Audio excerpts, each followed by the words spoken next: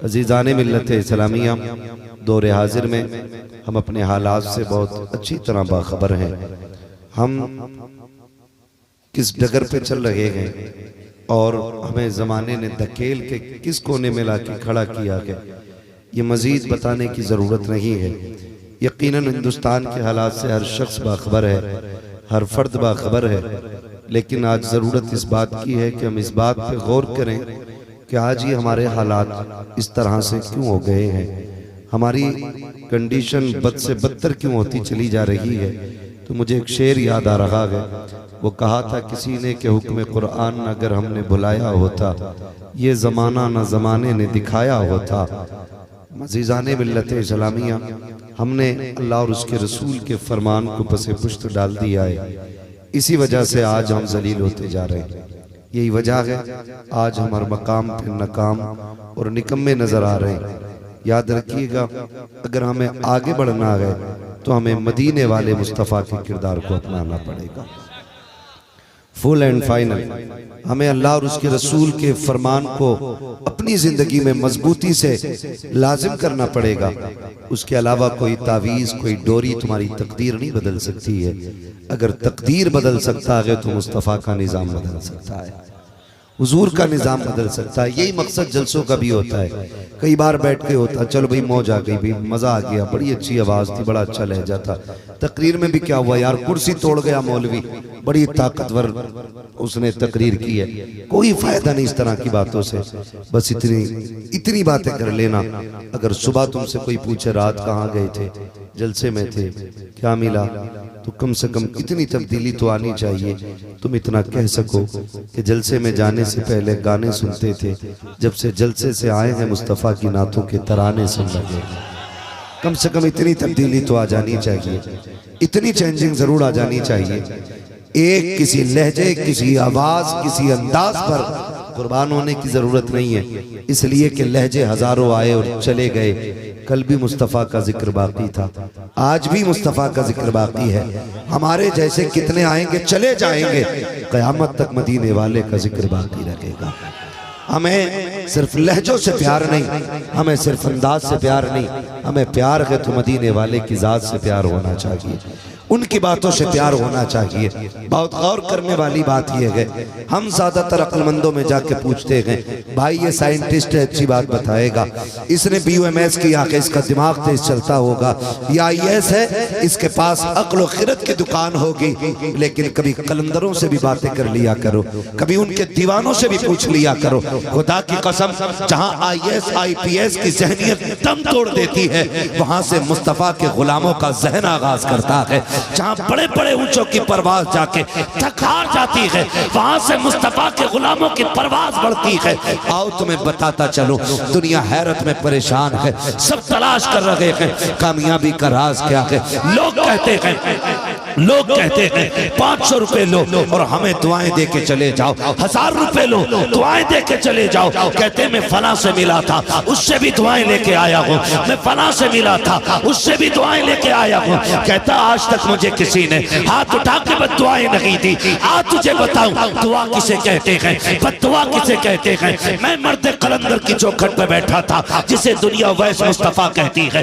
मैंने भी कहा था जनाब ये तो बता दो दुआ किसे कहते हैं और बद्दुआ किसे कहते हैं। उन्होंने 2 बातों में बात खत्म की थी। कहा था मेरे लाल बात सुन, किसी का दिल तोड़ देना बद्दुआ होता है, किसी का दिल जोड़ देना दुआ होता है।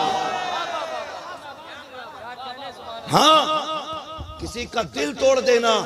नारे तकबीर, नारे रिसालत, मसरा के आला हजरत, उलमाए अहले सुन्नत, सैयदुल अंबिया कन्फरन। नारे तकबीर, याद रखिएगा, दुआ लफ्जों की मोहताज नहीं होती, बद्दुआ आंसुओं की मोहताज नहीं होती। जहां किसी का दिल टूटा, उसकी जबान भले गूंगी रही, समझ ले तेरे बुरे दिन शुरू हो गए। बहुत गौर से मेरी बात सुनिएगा, मैं किसी की चापलूसी करके राजी करने किसी को नहीं आया हूं। तुम रूठो या ना रूठो फर्क नहीं पड़ता, बस इतनी तमन्ना रहती है मदीने वाला नहीं रूठना चाहिए। और अगर कोई ये सोच के यहाँ बैठा है मैं किसी की चापलूसी यहाँ करने आया हूँ घर चला जाए, ऐसे शख्स का महफिल में आने का कोई फायदा नहीं है, कोई फायदा नहीं है। याद रखिएगा अगर बद्दुआ निकल गई, किसी का दिल टूट गया, भले हाथ उठे न उठे, आंसू निकले न निकले, समझ लेना बुरा वक्त शुरू हो गया है।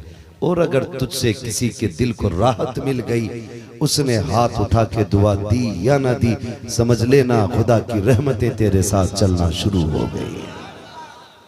गौर करें इन बातों पर। हम कहते हैं मुझे आज तक किसी ने बद्दुआ नहीं दी, नहीं ये मत देख हाथ उठे थे कि नहीं, ये सोच ये चली थी और किसी का चेहरे का रंग तो नहीं उड़ गया था।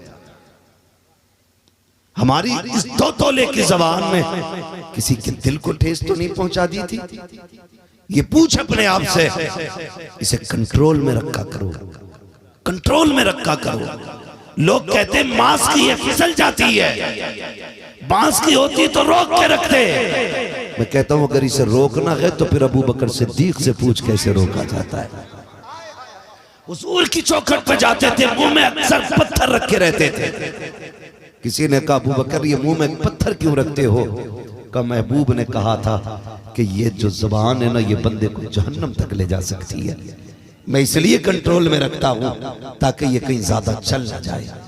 आज जो जितना ज्यादा ताने मार लेता है ना वो उतना बड़ा अक्लमंद है, जो जितना ज्यादा जलील कर लेता सामने वाले को वो उतना बड़ा दानिश्वर कहलाता है।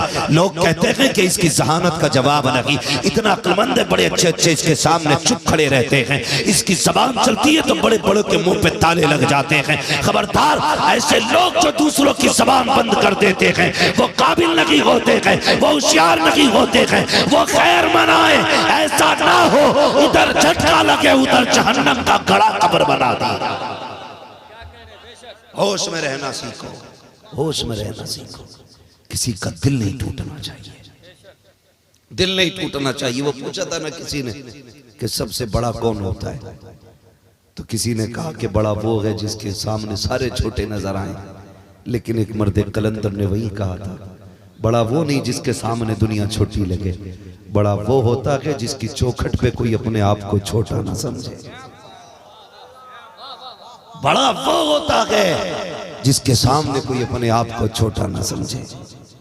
तुम्हारी महफिल में कोई छोटा तो नहीं था, किसी को तुमने हकीर तो नहीं समझा था, किसी के बटन खुले हुए देख करके आपने उसके कद का अंदाजा तो नहीं लगाया था, किसी के कपड़ों पे मिट्टी के दाग देख के कहीं उसके बैठने की जगह का तयन तो नहीं किया था, कहीं किसी के मैले लिबास को देखने के बाद तुमने उसे जूतियों में बैठने तो नहीं कहा था। तुम नहीं जानते हो कई बार मैले लिबास में अल्लाह के महबूब बंदे रहा करते हैं, तुम्हें क्या पता है? ऐसा नहीं होता है, हम जानते हैं। जब कभी वलीमों की दावत होती है, अकीकों की दावत होती है, एक तरफ स्टैंडर्ड तरीके से मेज लगी होती है और टेबल लगे होते हैं, शानदार तरीके से लोग इस्तकबाल के लिए खड़े होते हैं, उन्हीं में कोई मजदूर चला आता है, लोग ये नहीं देखते कर क्या रखे हैं, वो बड़ी तेजी से खाने की तरफ बढ़ता है, कोई बाजू पकड़ के कहता किधर जा रहा है, तेरा इंतजाम उधर है, नीचे बैठ के खा, दिखता नहीं आप वीआईपी लोग बैठ के खाएंगे, तुझे नहीं पता कि ये अच्छे लोगों के लिए बना है, ये तू कौन होता है ये फैसला करने वाला, अच्छा कौन है घटिया कौन है, तू कौन होता है ये फैसला करने वाला, बड़ा कौन है छोटा कौन है, जिसकी तू ही ने कलाई थामी है, इसके कपड़े देख करके फैसला कर रहा है कि ये छोटा है कि बड़ा, पता क्यों रोका गया, कि इसके हाथ भी मैले हैं, इसके कपड़ों पे मिट्टी के दाग लगे हैं, कि यहाँ कौन बैठेगा, कि यहाँ वो आएंगे जिनके बदन पे कीमती लिबास होगा, शानदार बूट और सूट होगा। मैंने कहा नादान है तू, जिसकी मिट्टी देख के नफरत कर रहा है, अरे इसे सर पे बैठा, ये हलाल के धब्बे लगा के आया है, हराम के धब्बे लगा के नहीं आया। हाँ, हमारी कौम उन्हें इज्जत देती है, उन्हें इज्जत देती है हमारी कौम।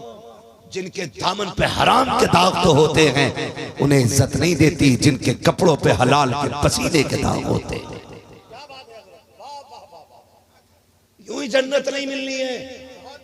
मुस्तफा का किरदार अपनाने की कोशिश करें, किसी को जलील न करना, खास करके बेटों से गुजारिश करूंगा अपने बाप को जलील न करना। हम कब जलील करते मालूम, जब चंद टकों की औकात बेटों की हो जाती है ना, इधर उधर की दलाली करके लाख 1.5 लाख जेब में आ जाते हैं, फिर कहते हैं तुमने क्या इकट्ठा किया था। हमारी जिंदगी देखो, साल में 10 लाख बैंक बैलेंस हो गया है, साल में 8 लाख हो गया है, तुमने पूरी जिंदगी में हमें क्या दिया है।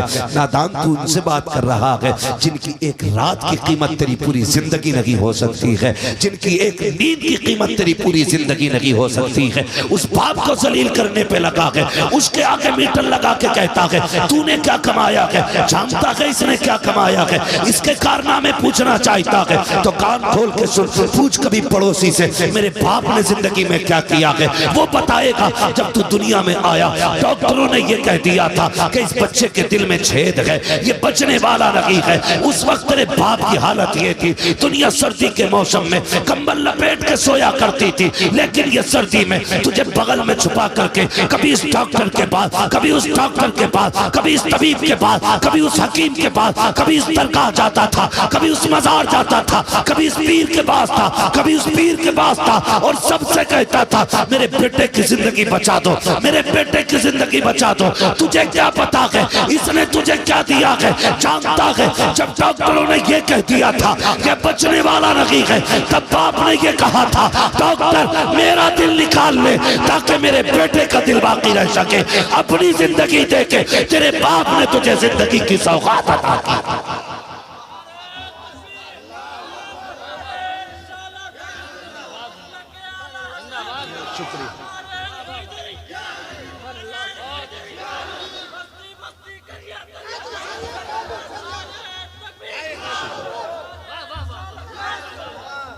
ओ भाई, हम अपने बाप का कद नापने चले, उससे कहते तूने क्या किया है, उससे पूछते हो तुम।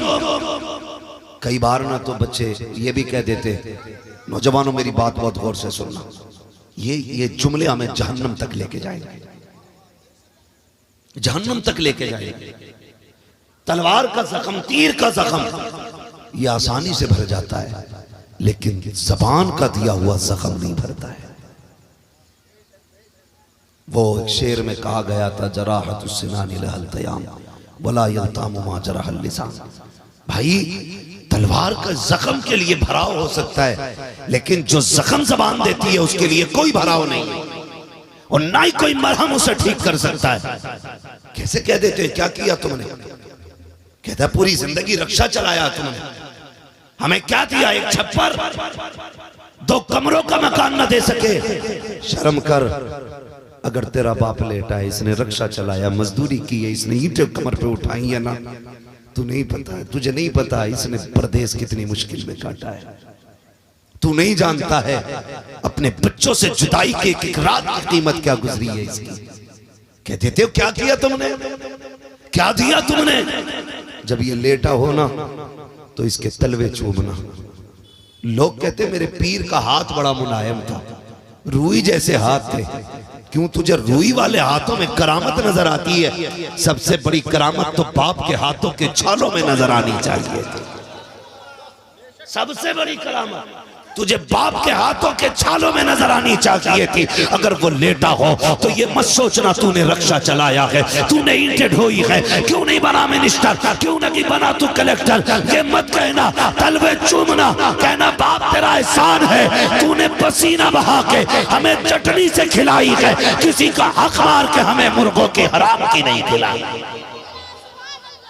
इसलिए कि जो हराम के मुर्गे खिलाते हैं वो औलाद को जहन्नमी बना देते हैं, और जो हलाल की चटनी खिलाते हैं वो औलाद को जन्नती बना देते हैं।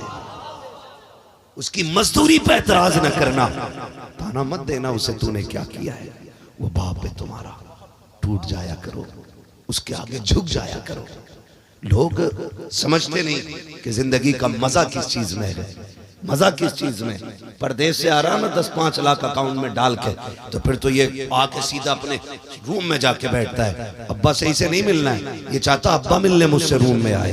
ये नहीं चाहता कि बाप के पास में जाके सलाम करूं, डायरेक्ट ऐसे जाके बैठता है जैसे इसने बाप को पाला है। तुझे नहीं पता कि सुकून कैसे मिलता है, ये लकू टको की औकात क्या है दौलत की। बड़े बड़ों की मिट्टी में मिला दी अल्लाह ने। अगर यकीन ना आता हो कब्रिस्तान जाके देख लो, टूटी हुई कब्रें, बैठे हुए कफन, गली हुई हड्डियां, गिरे हुए कब्रों के निशानात, ये तुम्हें बताएंगे। इनके पास भी दौलतें थी, इनके नाम के भी सिक्के चलते थे, लेकिन मिट्टी के नीचे क्या है, लोग कब्रों के निशानात भूल गए हैं। इस पे ना इतराना, खुदा की कसम मैं तुम्हें बताना ये चाहता हूँ, ऐसे सुकून नहीं मिलता है, पैसे की कसरत आराम नहीं देती है। अगर आराम चाहते हो अपने बाप के पास बड़ा बन के ना जा, छोटा बन के चला जा।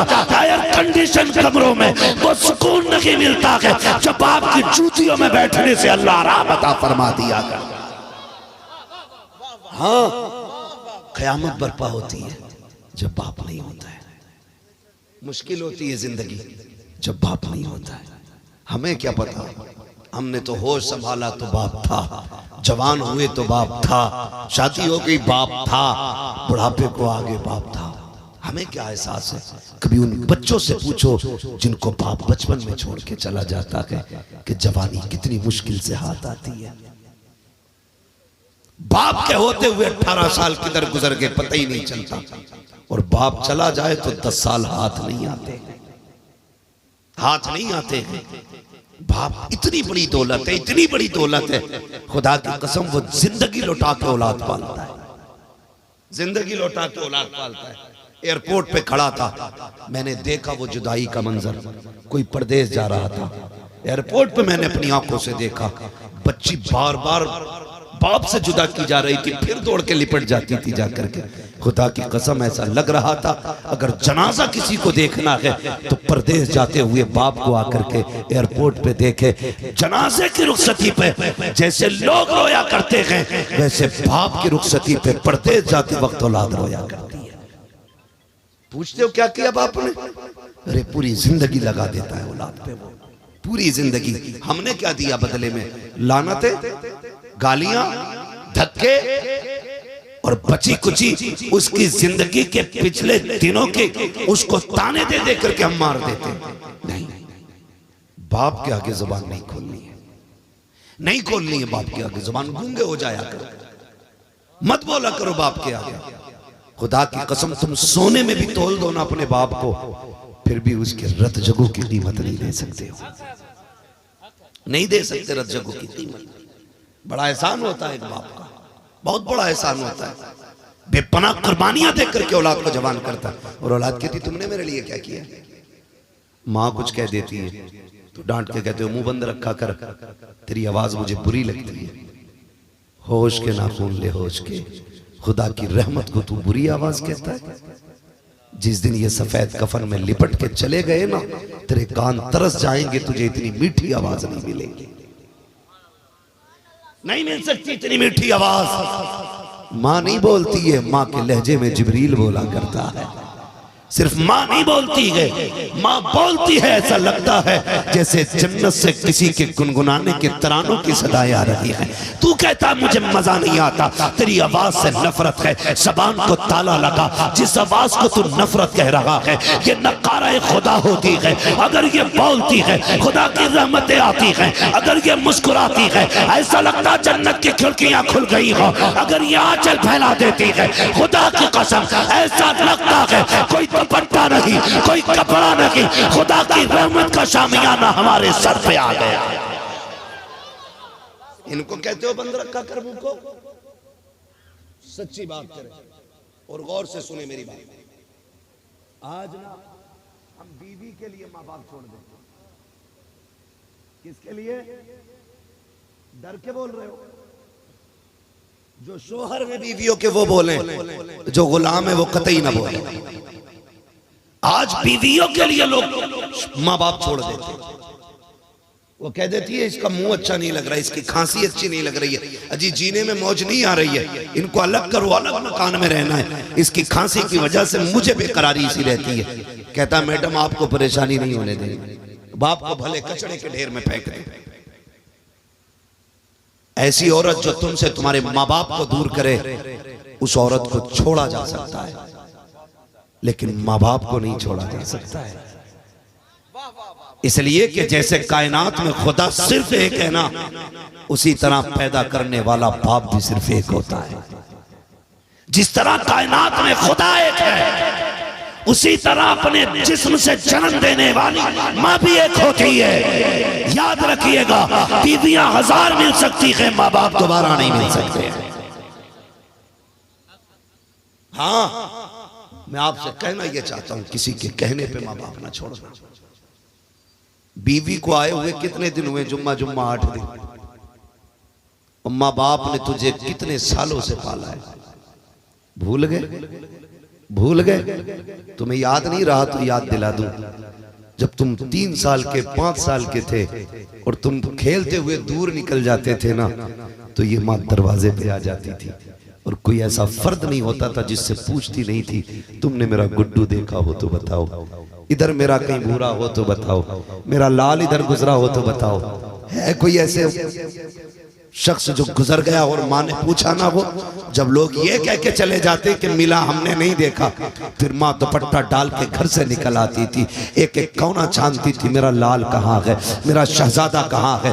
कितनी तलाश के बाद जब तुम मिलते थे, फिर उस वक्त माँ की मुस्कान देखने की होती थी। वो मारती भी थी तो प्यार से मारती थी, वो डांटती भी थी तो सीने से लगा के डांटती थी। अल्लाह अकबर, ऐसा प्यार करने वाला कहाँ से लाओगे? कहाँ से लाओगे इतनी चाहतें लुटाने वाला? हाँ, हम रातों के मुसाफिर हैं, अक्सर रातों में सफर होता है। मैंने चौक में किसी बेटे को खड़ा नहीं देखा जो ये कह देता बाप के इंतजार में खड़ा हूँ। मैंने सैकड़े बापों को देखा है जो चौक में खड़े थे, हमने कब बैठो गाड़ी में, कहा नहीं हाफिज जी आप जाइए। मैंने कहा क्यों खड़े हो? कहा बेटा नहीं आया है इसलिए आके खड़ा हो गया हूँ ताकि बेटा आ जाए।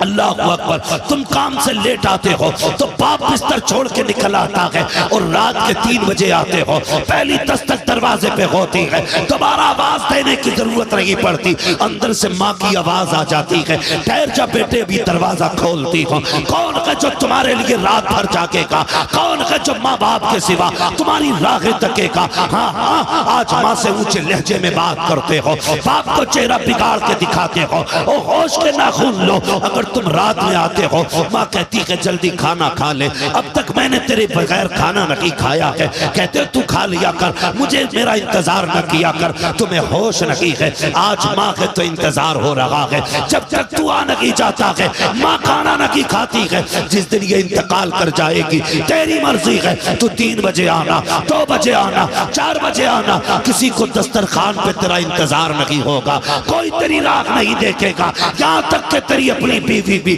चादर ओढ़ के सो जाएगी, सोचेगी आएगा तो खुद खा लेगा। कोई बेवकूफ तो नहीं है, कोई नादान तो नहीं है, ये सोच करके बीवियां भी सो जाती हैं। खुदा की कसम, जो तेरे बगैर न खा सकती है न सो सकती है दुनिया के अंदर, उस जात को सिर्फ वाहिद माँ कहा जाता है, माँ कहा जाता है। आज उन्हीं को जलील कर देते हो, बात बात में ताने दे देते हो। खुदा की कसम, माँ जैसी दौलत नहीं मिलने वाली, बाप जैसी शफकतों का पहाड़ नहीं मिलने वाला। इन दोनों जातों का जवाब नहीं है, इन दोनों जातों का जवाब नहीं है।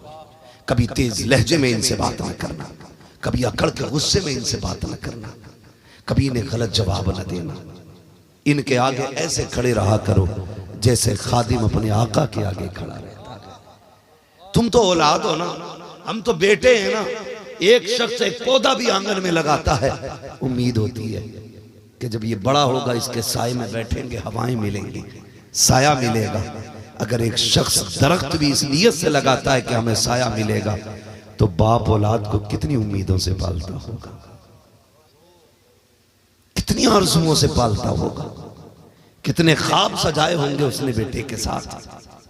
वो ये कहता नहीं होगा ये जवान होगा तो मेरी बुढ़ापे की लाठी बनेगा, ये मेरी कमजोरी के दौर में मेरी मजबूती और पावर बनेगा। ये नहीं सोचा होगा बाप ने? हाँ, सोचता है हर बाप, लेकिन हमने नहीं सोचा कि इसने हमें अपने सहारे के लिए पाला है। लोग कहते हैं अब्बा लालच करता है तुमसे, तो क्या गलत करता अगर लालच भी करता है बाप? तो क्या गलत करता है वो अगर तुमसे कोई भलाई की उम्मीद भी रखता है? तो यार 4 दिन कुत्ते को रोटी खिला दो तो वो मालिक के सामने किसी को भौंकने नहीं देता। तुझे तो बचपन से उंगली पकड़ के चलना सिखाया है बाप ने। जब तेरे मुंह में दांत नहीं थे तो अपने मुंह से चबा के खिलाया है बाप ने। आज कहता है लालच हो गया है। हाँ, इनका हक बनता है ये तुझसे लालच करें।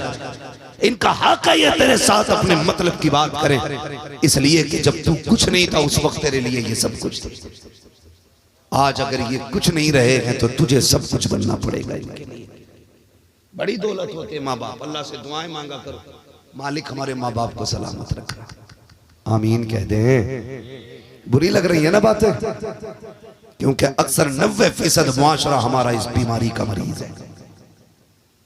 इसी बीमारी में मुब्तला है 90% मुआशरा। हालात देखे, दुआएं मांगा करो अल्लाह से, किसी की मां ना जाए। तुम नहीं जानते हो, माएँ चली जाती हैं तो जिंदगी कितनी अकेली होती है, कितनी तन्हा तन्हा हो जाती है जिंदगी, कितनी उदास हो जाती है जिंदगी। बेटा कह के दुनिया आवाज देगी लेकिन लहजे में माँ वाली शफकत नहीं दिखेगी। ये रहमतें तो खुदा ने सिर्फ माँ के लहजे में रखी हैं। और आज फिलिस्तीन के बच्चे, उससे पहले बर्मा की कहानी, उससे पहले कश्मीर की कहानी, ऐसी कितनी दास्तानें हैं जो हमें रिश्तों का एहसास दिलाती है, जो हमें रिश्तों का एहसास दिलाती है। एक बच्ची ने एक दिन फोन करके कहा था, कभी इस मौजू पे भी बात कर, लोग दूसरी शादी बड़ी जल्दी कर लेते हैं। मैंने कहा फिर क्या परेशानी है, जब शरीयत ने हक दिया दूसरे निकाह का तो बेटी तुझे क्या एतराज है। उसने कहा बात ये नहीं है, एतराज दूसरी और तीसरे निकाह से नहीं है। उसने कहा बात यह है मेरी माँ का इंतकाल हुआ, मेरी उम्र अभी 11 साल है, मेरे साथ एक 8 साल का मेरा भाई भी है। कहते माँ के इंतकाल के 6 महीने के बाद मेरे बाप ने दूसरा निकाह कर लिया। कहते वो उसी बीवी के साथ रहते हैं, हमें देखने तक नहीं आते। अपने भाई को मैं कैसे पाल रही हूं अंदाजा कर सकते हो, मेरी उम्र खुद 11 साल है। कम से कम मर्दों को इतना तो समझा दो कि जानवरों को भी रिश्ते का ख्याल होता है, इन्हें इंसानों को रिश्ते का ख्याल क्यों नहीं है। ये कड़वी सच्चाई है हमारे मुआशरे की, कड़वी सच्चाई है। अगर निकाह करना चाहता है कर, तेरी मर्जी है, हक दिया शरीयत ने, लेकिन औलाद के साथ ना इंसाफी नहीं। अगर तुम बच्चों के साथ ना इंसाफी करोगे अल्लाह खाल उधेड़ देगा कब्र में डाल के, कोई बचाने वाला नसीब नहीं होगा, कोई नहीं आएगा बचाने के लिए। तेरी कब्र में तुझे जाना है, मेरी कब्र में मुझे जाना है। और ये कौम जो शबे बारात में, शबे कद्र में सिर्फ ऊपर अगरबत्ती लगाती है, उससे क्या उम्मीद रखते हो ये बख्शवा लेंगे? गलत नहीं कह रहा हूं, सिर्फ ऊपर अगरबत्ती लगाई, लाइट लगाई, निकल गए। 1000 बल्ब ऊपर लगा ले, उसका अंदर फायदा कुछ नहीं होना। अंदर फायदा कब होगा? भले ऊपर बल्ब लगा ना लगा, कब्र पे जा, कुरान की चंद आयतें पढ़, हाथ उठा के कब्र वाले को बख्श दे। ऊपर अंधेरा हो या ना हो, कब्र के अंदर खुदा की रहमतों से उजाला होना शुरू हो जाएगा। लेकिन हम तो यही सोचते हैं कि बस ऊपर अगरबत्ती लगा दो। किसके लिए भाई? अच्छी बात है, खुशबू है, मैं इनकार नहीं करता, इससे भी मसला नहीं है कि आप अगरबत्ती लगा रहे हैं, लेकिन कब्र के ऊपर ना लगाया करो, कब्र से हट के लगाया करो। यह भी एक मसला है। बीच कब्र पे यहां लगा के आते हैं अगरबत्ती। आग वाली चीजों को कब्र से दूर रखने का हुक्म है। इतनी मुट्ठी भर के बीच कब्र पे ठोक के आ रहे हैं। अब्बा को मौज आ रही होगी, अल्लाह थोड़ा दिमाग लगाया करो, दिमाग। इंसान हो, 4 रोटी खा लेते हो, ऊपर की लाइट से अंदर का कोई फर्क नहीं पड़ता। फर्क तो तब पड़ता है जब तुम दुरूद पढ़ के कब्र वाले को बख्शो और मदीने वाला चेहरे से पर्दा हटा दे, खुदा की कसम पूरी कब्र के अंदर रोशनी फैल जाए। तो ये मत सोचना हमारा ही हक है औलाद पे। औलाद का भी आप पे कूटे जाओगे पकड़ के अब्बा लोगों जिस दिन फंस गए। इसलिए औलाद के साथ ना इंसाफी ना करना। औलाद से भी गुजारिश है, कभी बाप से ऊंचे लहजे में बात है बोले नहीं करनी है, इंशाअल्लाह। सारे बोले इंशाअल्लाह, और जोर से बोले इंशाअल्लाह। मैं समझूंगा अगर आज के बाद किसी माँ को इज्जत मिल गई ना तो ये जलसा कराना भी कामयाब हो जाएगा, जलसे में आना भी कामयाब हो जाएगा। ये असल बात होती है, ये असल होती है कि किसी ना किसी के दिल के अंदर तब्दीली आ जाए। मैंने कहा था बद्दुआ लहजों की मोहताज नहीं होती, अल्फाज की मोहताज नहीं होती, हाथ उठने की मोहताज नहीं होती। ख्याल करना किसी का दिल नहीं टूटना चाहिए। दिल कैसे टूट जाता है? सारे भाई बराबर तो नहीं होते ना, कोई अमीर होता है और कोई दोनों तरह के होते हैं ना। एक भाई ऐसा होता है जिसे अल्लाह ने दौलत से नवाज दिया, वो बड़ा हो गया।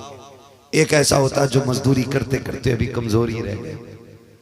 जब कभी किसी अमीर के घर मेहमान आते हैं तो गरीब से कहता भैया जरा आज अंदर ना आना।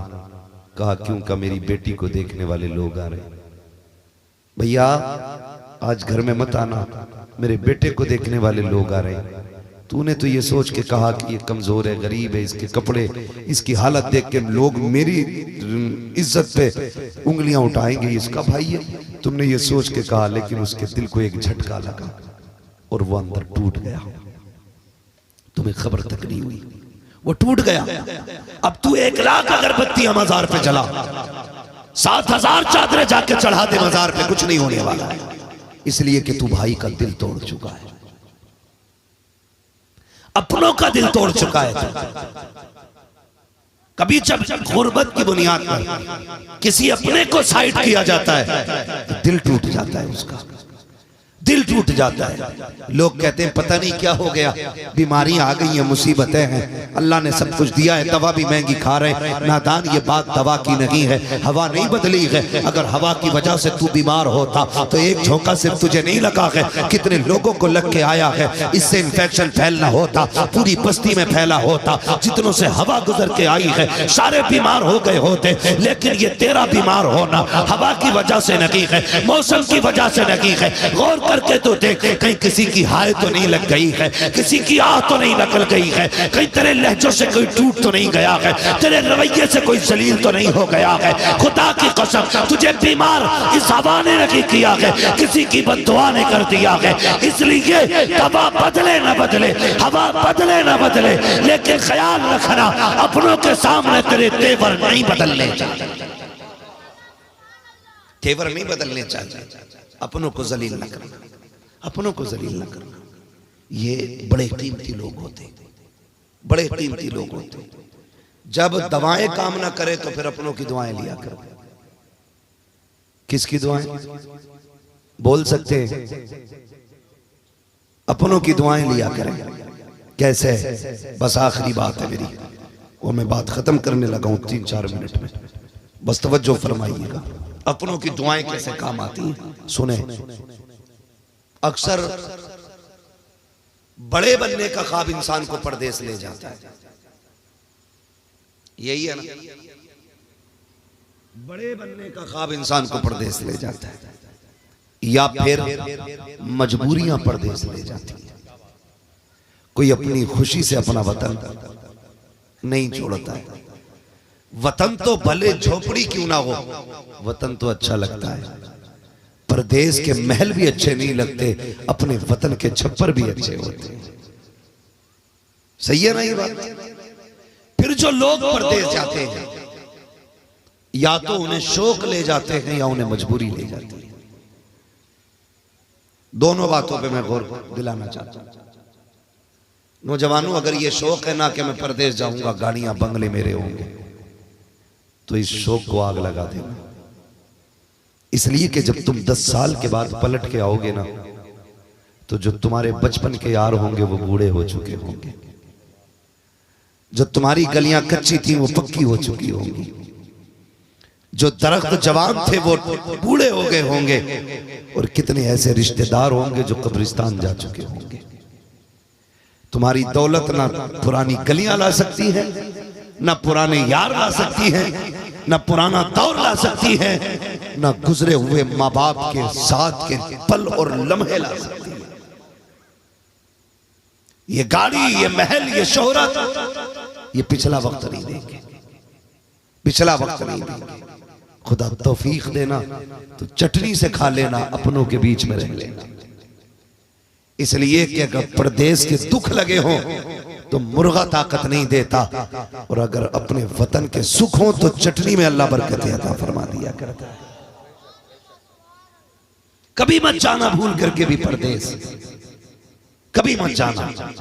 ये होती है शौक की बात, परदेश जाओगे। एक होती है मजबूरी, बहन जवान हो गई, भाई को परदेश जाना है, बेटी जवान होने लगी, बाप को परदेश जाना है।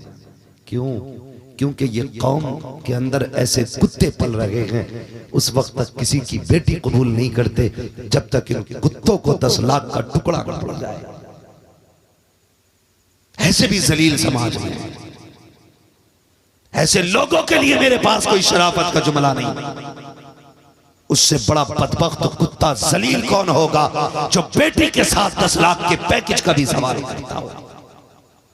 जिस दिन अपने आंगन में बेटी आएगी ना, तब पता चलेगा।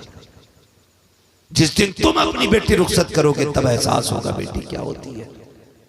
मैं कहता हूं जिसने बेटी दे दी उसने सब कुछ दे दिया। जिसने बेटी दे दी उसने सब कुछ दे दिया। वो सब कुछ दे चुका जो बेटी दे चुका है। इसलिए अब किसी को मजबूर ना करना कि वो बेटी के साथ उसके खर्चे के 10 लाख भी दे, सोने के लिए बेड भी दे, खाने के लिए बर्तन भी दे, पहनने के लिए कपड़े भी दे, और रहने के लिए घर के अंदर फर्नीचर और इंतजाम भी कराए। ऐसा कभी ना करना। अल्लाह से बस इतनी दुआ करना, मालिक नेक सीरत नेक सूरत बीवी अता फरमा। जिसे नेक सीरत बीवी मिल जाए वो सबसे बड़ा धनी आदमी होता है, सबसे बड़ा खुशनसीब है वो जिसे नेक सीरत बीवी मिल जाए। तवज्जो है मैं जो कह रहा था आपसे? मैंने ये कहा था कि रिश्तों को तोड़ देते हैं हम लोग, गरीबी हमें अपनों से दूर करने का सबब बना लेते हैं हम लोग। गलत सोचते हैं। खुदा की कसम, कमजोर को सीने से लगाने का नाम जो है ना, वो जन्नत में जाने का टिकट है। गरीबों को निभा जाने का नाम जन्नत में जाने का टिकट है। इसका मतलब ये नहीं है रब ने आपको 4 पैसे दे दिए तो किसी का दिल तोड़ दे, किसी को जलील करे। हाँ, मैंने जो आयत करीमा पढ़ी थी, लक़द काना लकुम फी रसूलिल्लाहि उस्वतुन हसना, मेरे महबूब की जिंदगी आपके लिए बेहतरीन नमूना है। हुजूर के किरदार को अपनाने की कोशिश करें, हुजूर के दिए हुए दीन को अपनाने की कोशिश करें जो दीन मुस्तफ़ा ने हमें अता किया है। कोशिश ये करें उस दीन पे हम मजबूती से अमल करेंगे, अपनों के रिश्ते निभाएंगे, अपने लोगों को राजी करेंगे और किसी को भी कोई घमंड नहीं देंगे। मैं बात कर रहा था, बंदा परदेश गया कमाने के लिए, जब परदेश गया ना उसको बीमारी लग गई, चेकअप करने के बाद पता चला उसको कैंसर हो गया है। जब कैंसर की बात सुनी, इलाज के लिए हॉस्पिटल गया, डॉक्टरों ने जब चेकअप किया कहने लगे कैंसर लास्ट स्टेज में है, अब बचने का कोई रास्ता नहीं है, अब दवा काम नहीं करेगी, अगर काम आएगी तो किसी वली की दुआ काम आ सकती है, किसी बुजुर्ग के जुमले काम आ जाएंगे। गया अल्लाह वाले के पास, कहा मौत के मुंह में हूँ, बताइए क्या किया जाए। डॉक्टरों ने लाइलाज कर दिया है। कहने लगे कहाँ का रहने वाला है? कहा फला मुल्क का। कहा क्या बात है? कहा कैंसर है, डॉक्टर कहते मरने वाला है। उसने कहा परेशान क्यों होता है, अपने मुल्क वापस चला जा। कहा करना क्या है? कहा 3 महीने अपने रिश्तेदारों को रोटियां खिला, दावतें करके खिला, उनको 3 महीने तक खिला, फिर वापस आना। उसने कहा डॉक्टर कह चुके हैं 1.5 महीने में खत्म हो जाएगा। उसने कहा क्या जानता है, ये डॉक्टर तो पागल होते हैं, जिंदगी देने वाले डॉक्टर नहीं होते हैं, जिंदगी देने वाला खुदा हुआ करता है। खुदा होता है। आया अपने वतन, खिलाया रिश्तेदारों को, 3 महीने के बाद गया, चेकअप कराया, कोई बीमारी नहीं थी। डॉक्टर कहने लगे ये इलाज कैसा हुआ? उसने कहा था खुदा की कसम तुम्हारे पास इसका कोई इलाज ना था, इसका इलाज मदीने वाले मुस्तफा की हदीसों से हो गया।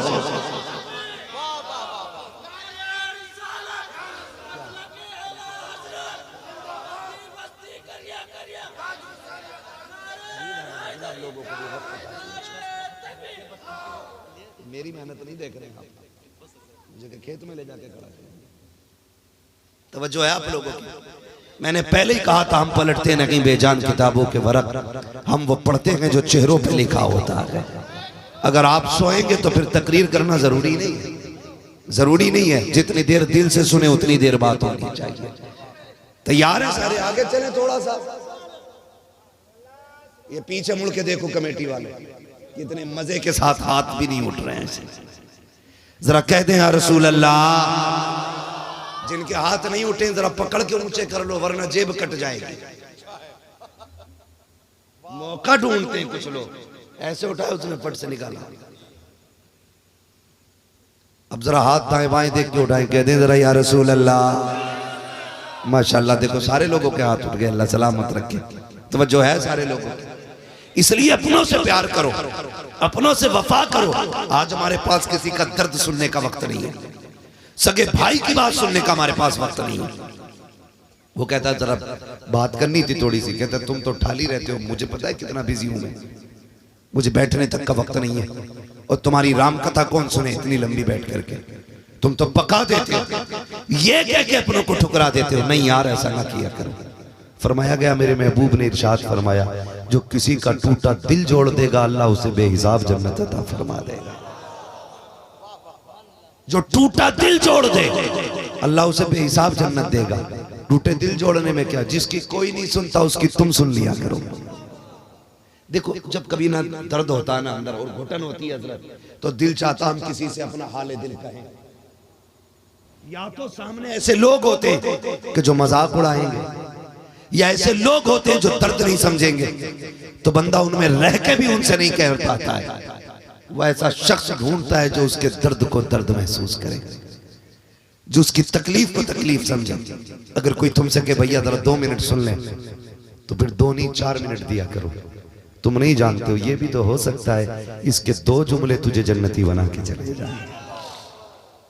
कभी कभी सदियों की इबादत अल्लाह मुंह पे मार देता है, और कभी कभी लम्हों के जुमले जन्नत में ले जाया करते हैं। लम्हों के जुमले। हम भाई से कहते हैं मेरे पास वक्त नहीं है, ठीक है जो भी कहना फला से कह देना, मैं उससे समझ लूंगा कैसे बात होनी है। नहीं, वक्त दिया करो, वक्त दिया करो। हम कितने भी बड़े हो जाएं मदीने वाले से बड़े नहीं हो सकते। मेरे महबूब हैं, सहाबा की अंजुमन सजी है, हुजूर बैठे, इतने में सामने खातून आई, इशारा किया, हुजूर उठ के जाने लगे। सहाबा कहते हैं या रसूल अल्लाह गर्मी है, दोपहर है, ठहर जाइए। आका करीम चले गए और उस औरत के बाद सरकार काफी देर तक खड़े रहे, बात करते रहे। और जबकि अरब की गर्मी, कि जब अरब में गर्मी पड़ती है ना तो लोग दीवार का साया लेकर के चला करते हैं, वहां की धूप में चलने की ताकत नहीं होती लोगों की। जब चलने गए ना काफी देर तक हुजूर बात करते रहे। सहाबा फरमाते हमने हुजूर को देखा, चेहरे पे शिकन तक नहीं आ रही थी। आका करीम इतनी देर तक खड़े रहे, आका ने पैर तक नहीं बदला था अपना, जिस अंदाज में खड़े हुए थे वैसे ही खड़े रहे। जब बहुत देर के बाद औरत की अपनी बात मुकम्मल हुई तब वो गई, सरकार पलटे। सहाबा कहते या रसूल अल्लाह किस औरत के मुंह लग रहे थे, इसको तो मक्के में पागल कहा जाता है, इसे कोई मुंह नहीं लगाता है, इसे कोई शहर के अंदर अक्लमंद नहीं मानता है। सारा वक्त आपने इतना कीमती उसको दे दिया। मेरे नबी ने कहा था चुप हो जाओ, जिसे कोई मुंह से नहीं लगाता है उसे मुंह से लगाने के लिए आमीना का लाल आया।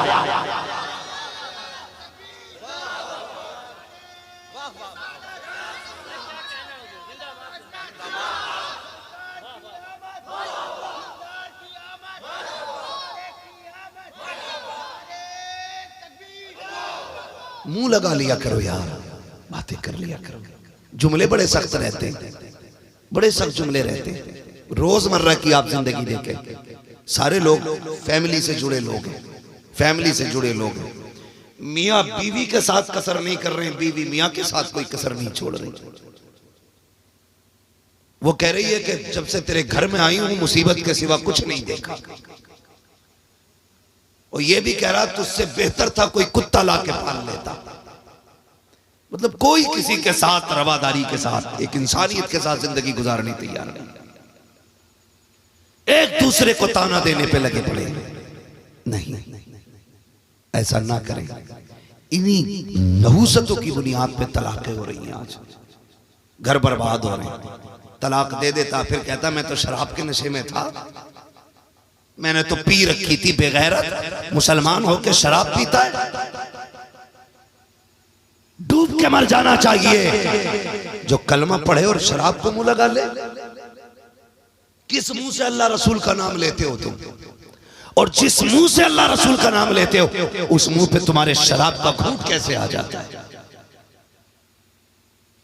कैसे मुंह को लग जाती है शराब? क्या अल्लाह रसूल का सामना नहीं करना है? मरना नहीं है? जो शराबी होगा ना और बिना तौबा किए मर जाएगा, कब्र में पहुंचेगा, इतनी सख्त प्यास लगेगी, अल्लाह ताला तश चिल्लाएगा, इतना प्यासा होगा कि उसकी जबान प्यास से लटक जाएगी।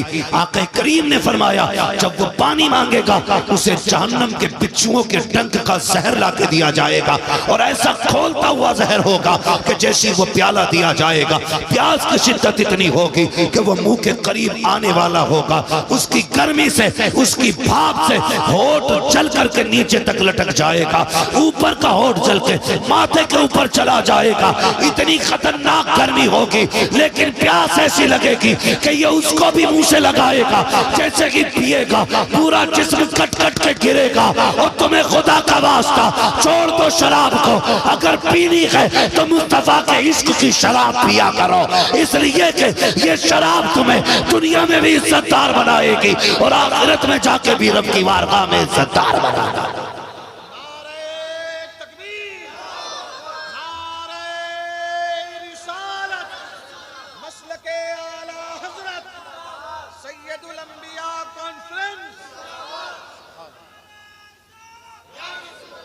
नहीं मेरे नौजवानों, मत जाना इसके करीब, मत पीना। तुम हुजूर के गुलाम हो, तुम मुस्तफा के गुलाम हो, तुम वो हो जिनके लिए रब ने कौसर का इंतजाम किया है। तुम तो वो हो जिनके लिए जन्नत में नहरें निकाली गई हैं। तुम तो वो हो जिनके लिए शराब तहूर का इंतजाम किया गया। तुम अपने रब की मशीयत को समझो। वो तो कहता मैंने तुम्हारे लिए शराब तहूर की नहर जारी की, तुम वो पीते हो जिसे पी के नाली में पड़े रहते हो। तुम वो पीते हो जिसे पीने के बाद खंजीर जैसी खसरतें आ जाती हैं। वो तो तुम्हें रोकता है, लेकिन तुम समझते क्यों नहीं अपने रब की मशीयत को? क्यों नहीं जानना चाहते तुम अपने हुदूद और अपने दायरों को और अपनी हद को तुम क्यों नहीं समझना चाहते? क्या ये गलत नहीं हो रहा है? शराब के पार्टी के नाम पे, शादी के नाम पे, यारों के नाम पे, महफिलों के नाम पे, बर्थडे के नाम पे शराब की बोतलें खोली जा रही है। हुजूर के गुलाम और नशे के करीब। अल्लाह की कसम खा के कहता हूं, उस क्वालिटी वाली आज शराब किसी मार्केट में नहीं है जो हुजूर के जमाने में शराब चलती थी। लेकिन जैसे ही मेरे नबी ने कहा लोगों शराब हराम कर दी गई है, तो जिनके होठों तक आ गए थे जाम उन्होंने तोड़ दिए थे। जिनके मुंह के अंदर शराब का घूंट था ना, ये नहीं सोचा था लाओ मुंह में आ गई है, हुजूर ने अभी तो कहलवाया इसे तो पी ले जो है। नहीं, जैसी खबर आई शराब हराम कर दी गई है, तो जिनके मुंह में थी कुल्लियां कर दी, जिनके होठों पे थी जाम तोड़ दिए, जिनके मटकों में रखी थी लाके नालियों में। सहाबा फरमाते हैं जिस दिन शराब की हुर्मत आई थी तो शराब नालियों में पानी की तरह बह रही थी। यहूद और नसारा ने आके कहा था आज ये शराब इतनी कीमती तुम पानी में क्यों बहा रहे हो? कहा हमारे नबी ने इसे हराम कह दिया है, इसलिए हम इसको पानी में बहा रहे हैं। कहा कितने बेवकूफ हो, इसे बेच दोगे इसका पैसा मिल जाएगा, बहाओ तो मत, नुकसान से बच जाओगे। सहाबा ने कहा खबरदार वो ज़बान न चलाना जिसे मुस्तफा नजर से गिराते, हम उसकी दौलत से भी नफरत करते हैं, उसकी मालियत से भी नफरत। तुम कैसे कहते हो गुलामी ये रसूल में मौत भी कबूल है? अगर ये दावा सच्चा है तो कभी शराब के करीब न जाना। वादा करें इंशाअल्लाह कभी नहीं जाएगा करीब। सारे वादा करें ताकि अगर कोई पीता भी हो तो वो राज रह जाए। ये नहीं कि जो वादा कर रहा उसमें पिए। मैं इसलिए कह रहा हूं ना पीने वाले भी वादा करें ताकि पीने वालों के राज पे पर्दा रह जाए। शराब तो कभी नहीं पिएंगे इंशाअल्लाह, कभी नहीं पिएंगे। अल्लाह हमारी नस्ल को इस मनहूस शय से दूर फरमा दे। इसने तबाह करके रख दिया हमारे माशरे को। तलाक दे देता, कहता रास्ता निकालो कोई। कहा क्यों? कितनी दी थी? 3। कैसे कि शराब के नशे में था। गधे तुझे ये भी पता कितनी दी थी और नशे में भी था? ये झूठ है। अगर इतना नशा था कि अक्ल जाती रही तो तुझे ये कैसे पता चला 3 दी? या ये भी कैसे पता चला कि तुझे शर्त तलाक दी है? झूठ बोलते। ये नौबत इसलिए आ रही है क्योंकि हमने मुस्तफा का तरीका नहीं अपनाया। तरीका नहीं अपनाया। मैं मर्दों से गुजारिश करूंगा, औरतों के साथ वो रवैया इख्तियार करो जो मेरे नबी ने खदीजतुल कुबरा के साथ इख्तियार किया, जो आयशा सिद्दीका के साथ मेरे नबी ने जिंदगी के लम्हे गुजारे थे, जो अज़वाज मुतहहरात के साथ मुस्तफा की जिंदगी के लम्हे गुजरे। ऐसे आप बीवियों के साथ रवैया करो। और बीवियों से गुजारिश करूंगा, आप शोहरों के साथ ऐसे रहो जैसे खदीजा मेरे नबी के साथ रही है, फातिमा अली के साथ रही हैं। ऐसे जिंदगी गुजारो, फिर देखो अल्लाह तुम्हारे घर के अंदर जन्नत की महक अता फरमा देगा। आंगन तुम्हारा होगा, नजारे जन्नत के होंगे। करेंगे इंशाअल्लाह, ऐसा ही करेंगे इंशाअल्लाह। बहनों से गुजारिश है, शोहर से झगड़ा हो जाए, चलो लड़ाई हो सकती है, गर्मा गर्मी हो सकती है, दोनों तरफ से मिजाज नहीं भी मिल सकता है, लेकिन एक दूसरे के लिए बद्दुआ न करना, एक दूसरे को बदतमीज ना बोलना। वक्ती तौर की नाराजी तो अच्छी भी लगती है, रूठ जाना मनाना भी अच्छा लगता है, लेकिन किसी के लिए हाथ उठा के बद्दुआएं देना यह कतई अच्छा नहीं लगता है।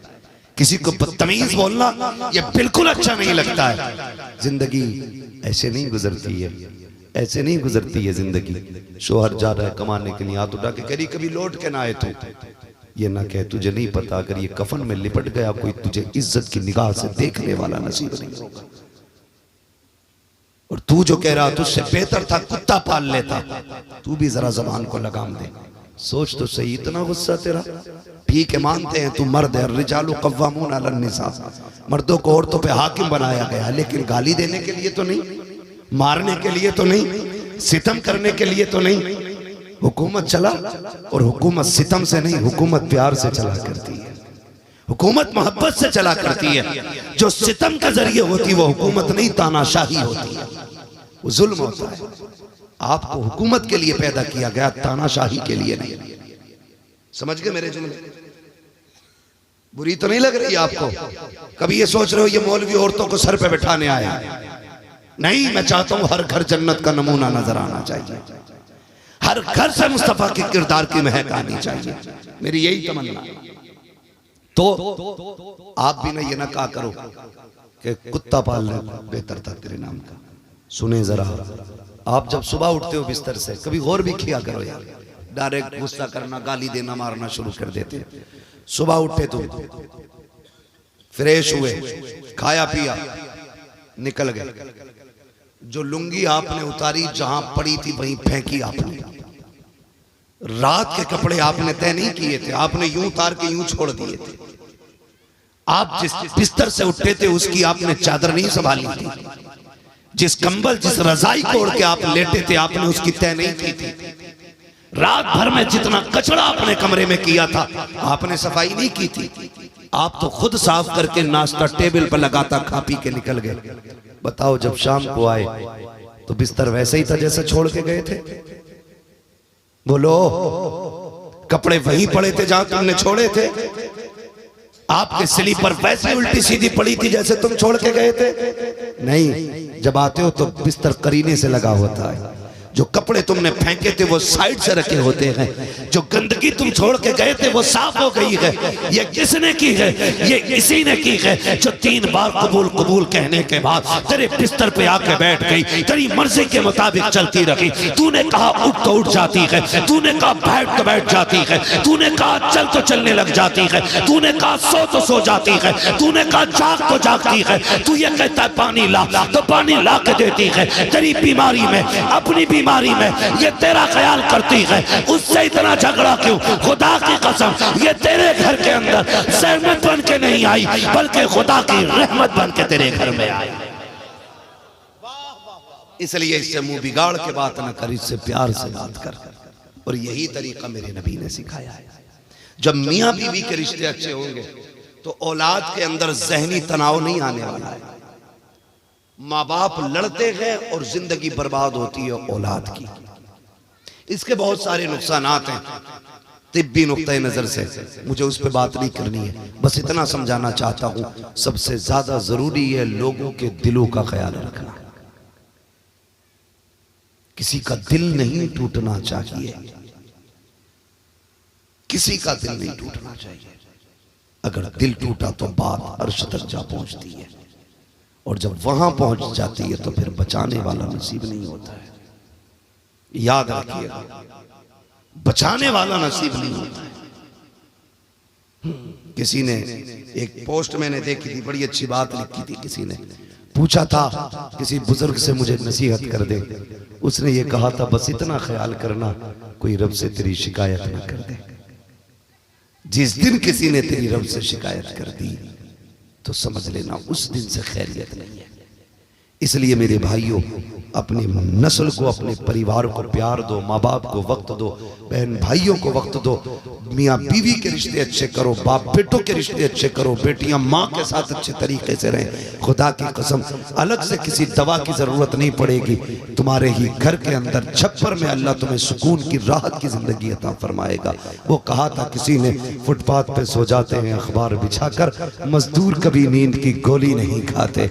इसलिए कि नींद पैसे से नहीं आती है, नींद रब के करम से आया करती है।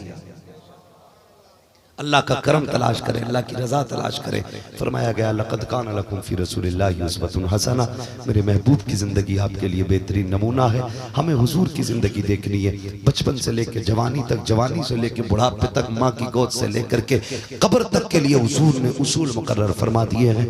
हमें फ़ख्र है कि रब ने हमें मुसलमान बनाया है, हमें लकीर का फ़कीर नहीं बनाया, हमें मुस्तफ़ा की उम्मत में पैदा किया गया, और पैदा करके ये ऐलान किया था, खुश हो जाओ, अपनी सबसे कीमती चीज तुम्हारे हवाले की जा रही है।